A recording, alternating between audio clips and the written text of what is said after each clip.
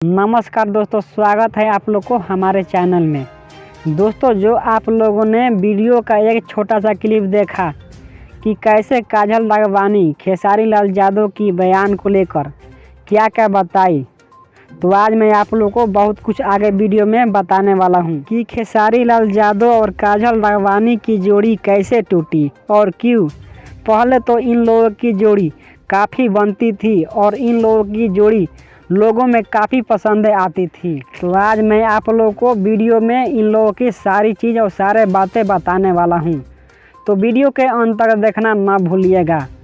और हाँ, आप लोग हमारे चैनल पर नए हैं तो सब्सक्राइब करके बेल आइकन को प्रेस कर दीजिएगा।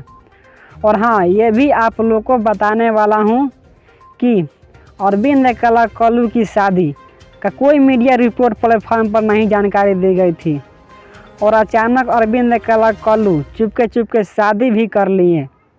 तो आप लोग को पूरी जानकारी इस वीडियो में बताने वाला हूँ।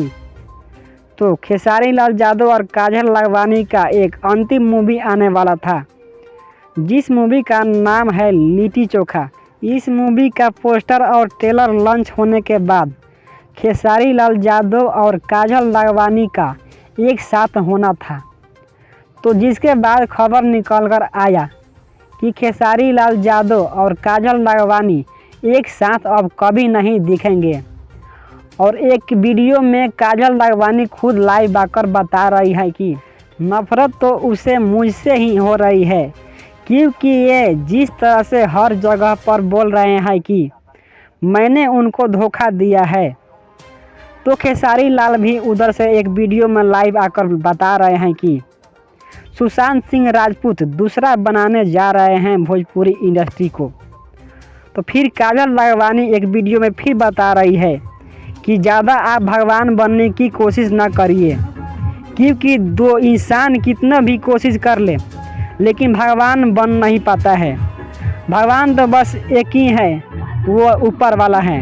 तो इससे दोस्तों साफ नज़र आ रहा है कि खेसारी लाल यादव काजल राघवानी को कुछ बोल दिए हैं या काजल राघवानी खेसारी लाल यादव के साथ काम ना करने के लिए बोल दी है। तो अभी दोस्तों पूरा मामला इन लोगों का किसी का पता नहीं है, ये दोनों का आपसी दोस्तों पर्सनल मामला है।